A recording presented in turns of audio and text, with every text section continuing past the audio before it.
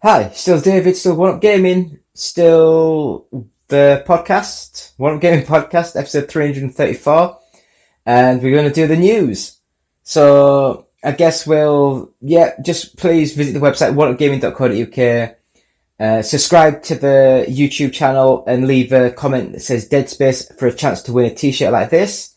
It's just with a remake coming out soon, we thought we'd get our art guy to draw a picture of him, and we've got our little logo at the bottom, so you can get a chance to win this. So we'll crack straight in with the news. So first bit of news that we have is it looks as though John Carpenter has hints at an upcoming Dead Space film, but he's not involved. So John Carpenter really, really loves Dead Space, the director of The Thing, Halloween, Escape from New York, talks about it extensively in the past. He inadvertently teased a film adaptation before it was ever officially revealed. So what do you guys think? Do you think that a Dead Space movie will do well? Or I think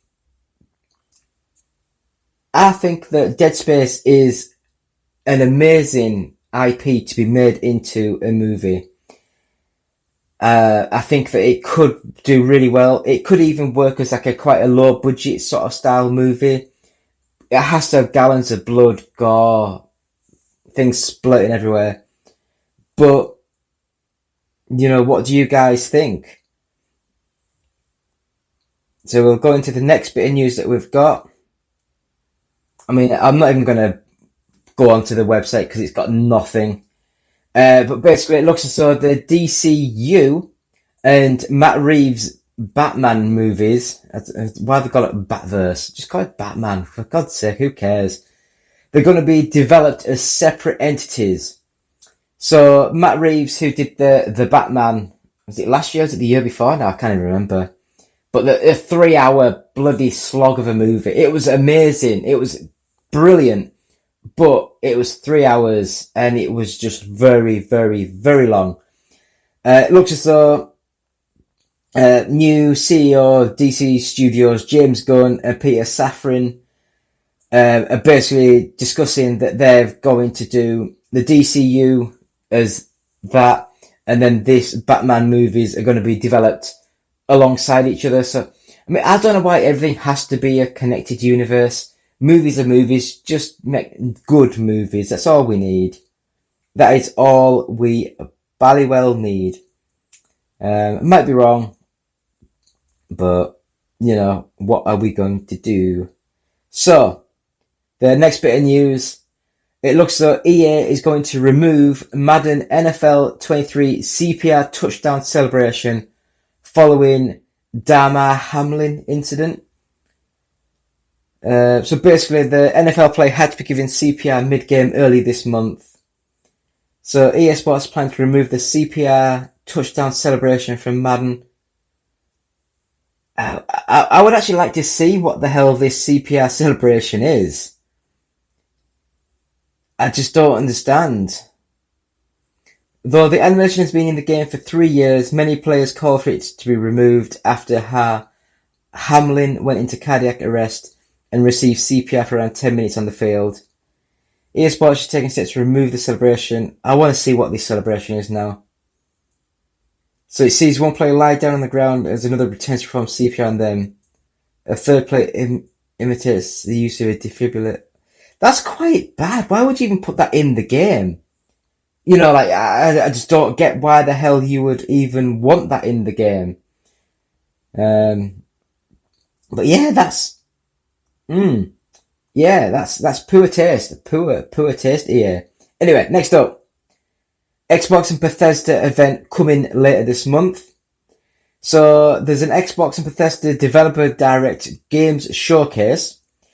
It'll take place on January 25th and it'll feature new details for Redfall, Forza Motorsport and more. Bloody. It'll give an inside look at some of the games coming to PC, Xbox and Games Pass in the coming months. 4 games being confirmed to star so far with The Elder Scrolls Online, Minecraft Legends, with Forza Motorsport and Redfall. New gameplay details revealed, blah, blah, blah, blah, blah. Yeah. What do you guys want to see? What do you guys want to hear? What do you guys want from Xbox? I don't know. I enjoy watching these things. I will admit, it's getting a bit of a farce now. It's not just Xbox, it's all of them. Like, Sony do the bloody E3 stuff, or they used to. And they had the Sega's... It wasn't even Sega, was it? I think Sega allowed NetEase, I can't remember now, to develop Shenmue 3. And basically Sony just put an advert up for a Kickstarter. And it was like another 3-4 years after that. And it was just like, it's getting farcical. It really is. Games should be made, ready to be shown, ready to be almost out that year before they're fully announced and stuff. It's just weird. Anyway, let's get back to news. Looks as though The Walking Dead release dates. So AMC sets dates for its multitude of spin-offs. 2023 is a big year for the Walking Dead universe. AMC has revealed 2 new shows will premiere this year, including the conclusion of Fear the Walking Dead. Fear the Walking Dead's 8th and final season will take place over 2 6-part episodes. The first part begins on Sunday, May the 14th, with a second airing later this year. The season kicks off with Lenny James, Morgan, Kim Dickens, Madison, and a handful of others living under Parade's cynical rule. Oh yeah, whatever. The Walking Dead Dead City is a new spin-off series starring Maggie and Negan. The show takes place in New York City in a post-apocalyptic Manhattan that is cut off from the mainland. The series also stars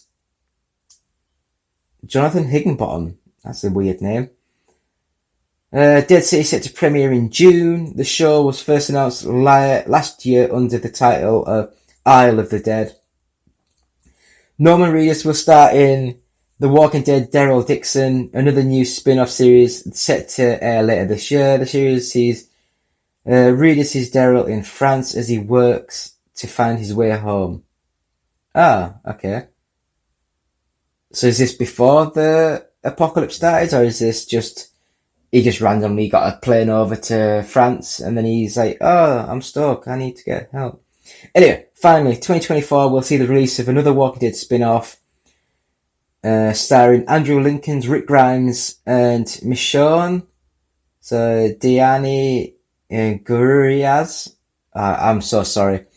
The series will continue their love story and has replaced the previously planned Rick Grimes movie. AMC is taking The Walking Dead zombies across the globe with these upcoming spin-offs. AMC president said the zombies walking across the Brooklyn Bridge beneath the Eiffel Tower inside the Louvre, and a dozen more exotic and iconic locations from around the country and the world. The original Walking Dead series just came to an end back in November after 11 seasons. Yeah, so what do you guys think? The AMC Walking Dead, are they just pushing people into watching more stuff that they don't really want? Did they kill the series before it was due? I thought when they got to like season 7, season 8, that's when it should have been looking at ending the series, that sort of time frame. They just dragged it on way too long. Anyway, next bit of news. The Boys producer claims season 4 has the most disgusting thing he's ever seen in television. So a producer on The Boys has teased more diabolical antics in season 4, claims he's seen the most disgusting thing whilst working on the next batch of episodes. The show's VFX supervisor and associate producer tells as follows: I think I just saw the most disgusting thing I've ever seen working in this business thus far. Official Twitter account then retweeted his comment joking that season 4 would be rated PG in contrast to shows carrying mature.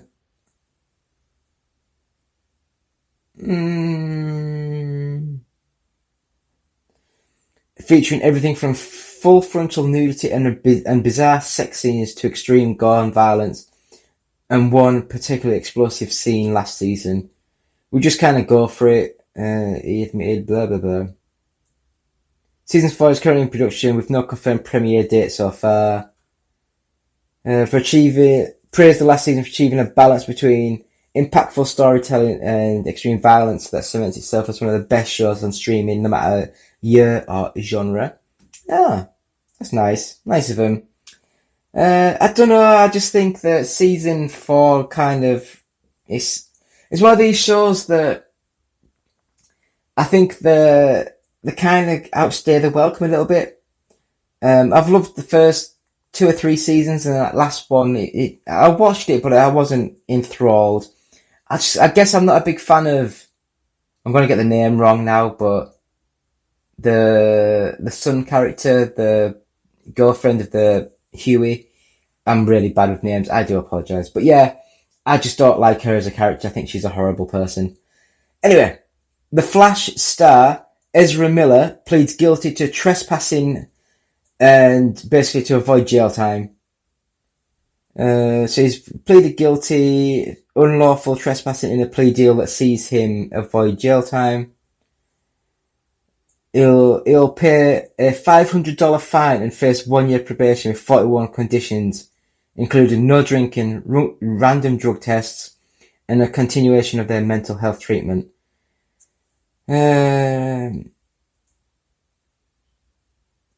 Serious felony conviction which you see in the face of 25 years in prison. I don't know. What do you guys think? What do you guys think about Ezra Miller? Ezra? I don't know. Do you reckon it's one of those ones where Warner Brothers have put that much money into the movie that it's like, we'll have to release it. We'll have to release it. I don't know. I don't know though. It's just a lot of money into everything. But we'll see what happens. Anyway, next up, the Alien TV show is in active pre-production. The upcoming FX TV series set in the Alien universe is gearing up for production this year. The series which is being helmed by Fargo showrunner Noah Hawley and Ridley Scott. First revealed back in January 2021, and is set to be a prequel to Scott's 1979 horror sci-fi masterpiece. Is currently on the 5th season of Fargo. I thought Fargo cancelled ages ago. But he's in active production on Aliens. He's written scripts. I think he's meeting with his production designer in Austin this weekend, gearing up for production this year after he completes the 5th season on Fargo. The Alien universe has expanded dramatically since it first hit the silver screen. Scott returned to direct 2 further sequels in the mainline trilogy, along with the prequels Prometheus and Covenant, which significantly expanded the lore surrounding the alien threat. Which significantly expanded the lore. Numerous video games, comic books, novels, and of course Predator crossover movies have all introduced new characters. The TV show is set to be on Earth roughly 70 years from now, and we'll see a core cast struggle and likely fail to contain the hideous spread of the xenomorph threat. Yeah. So, what do you guys think? Is the Alien TV show what we're after? And do you know what? I think Alien TV show could do really well. I've enjoyed a lot of these TV shows at the minute, and Aliens I've enjoyed. So, that's 2 things that could be good. It could be good. So, I guess we'll move on to the next bit of news. And this one is Ubisoft cancels 3 unannounced games and it delays Skull and Bones for the 6th time. Company announces new strategy amid financial troubles, recent game underperformance. So, I don't understand how you announce a game's cancelled when you haven't announced the game. That's just weird. So they said that the Mario and Rabbids Sparks of Hope and Just Dance 23 have underperformed. But it's weird, when you think about it, Activision has about 10,000 employees, EA has about 10,000 employees, Ubisoft has 20,000 employees, and they've only released a couple of games in the last year or so. So it's just weird how they're doing this, and they're just like delaying and cancelling all these games. What do you guys think? Do you think that Ubisoft will be looking at selling soon, even though they tried to stop that hostile takeover a few years ago, where everyone thought it was going through, didn't they? Because there was that at E3 where all the directors and all the management came out on stage and they were like basically like waving and bowing and clapping themselves and stuff. But I don't know what we're gonna do. So next bit of news. TMNT Shredder's Revenge is on mobile as a Netflix exclusive. Months after its console and PC release, beat 'em up Teenage Mutant Ninja Turtles Shredder's Revenge is the latest game to head to mobile for Netflix subscribers. Yesterday, Netflix announced the game's arrival on mobile with a trailer. According to Netflix in-app description, the mobile port still features controller support and online multiplayer. Inspired by the blah blah blah blah. What do you guys think? Do you guys think that this is what people want to see? I don't know. The screen's quite small to, like, it's a small screen and like with a beat 'em up, it's like, it's just too small. I don't know. I just don't think so. Anyway, Google Stadia has released one final game ahead of its shutdown on January the 18th. Worm Game, an internal game used to test Stadia's features before launch, is the final game for the platform. Google Stadia is officially shutting down on January the 18th, and the team behind the video game streaming service has gifted the world Worm Game. The final title, blah blah blah. Worm Game can be played now by anyone with a Google Chrome browser, and it's very much inspired by the classic game Snake. It's not the most advanced game graphically, but it does have multiple levels, ability to change colour your worm, and 4 modes: campaign, arcade, multiplayer, and build. So it's important to note that if you'd like to try Worm Game, you need to do so by January the 18th, as it will become unplayable when Google Stadia is officially shut down. So, yeah, Google Stadia, you were only around for a few years. It's crazy how quickly that shut down. Oh god, itch. God, these fleas get everywhere, don't they? Get everywhere. Anyway, we'll go into the next bit of news, which is weird. Not much here. It's just Rick and Morty co-creator Justin Roiland charged for domestic violence. Rick and Morty co-creator and High on Life creator Justin Roiland has been charged in California court with domestic battery and false imprisonment, according to reports. So, yeah, we'll have to be seeing more about this.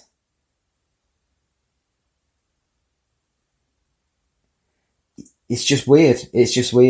We'll have to see what happens in the coming weeks and months and just sort of see what the hell went on.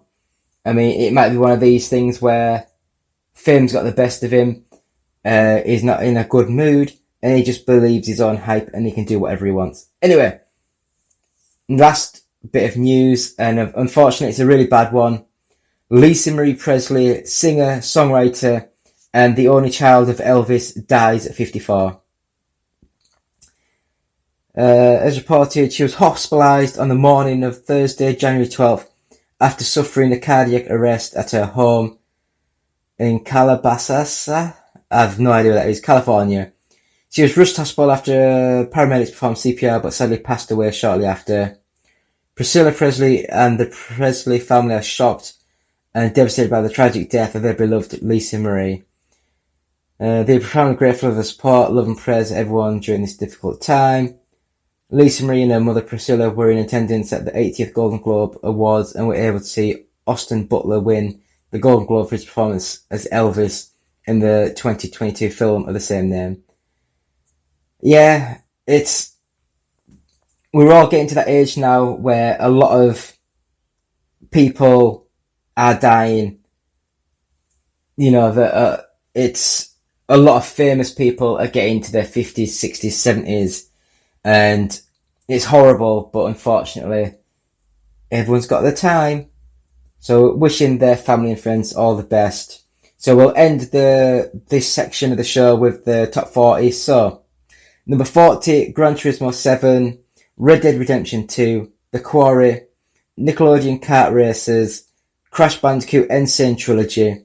Number 35, Gotham Knights, Ori and the Will of the Wisps, Super Mario Party, Human Fall Flat, Mario plus Rabbids Kingdom Battle, number 30, Super Smash Bros. Ultimate, Luigi's Mansion 3, Halo Wars 2, I was going to say Luigi, but no, Ring Fit Adventure, Lego Star Wars The Skywalker Saga, number 25, PGA Tour 23, Pokemon Legends Arceus, NBA 2K23, Lego Harry Potter Collection, Super Mario 3D World plus Bowser's Fury, number 20, The Legend of Zelda Skyward Sword HD, Super Mario Odyssey, The Legend of Zelda Breath of the Wild, Kirby and the Forgotten Land, Grand Theft Auto The Trilogy The Definitive Edition, number 15, Mario Party Superstars, One Piece Odyssey, Just Dance 23, Splatoon 3, New Super Mario Bros. U Deluxe,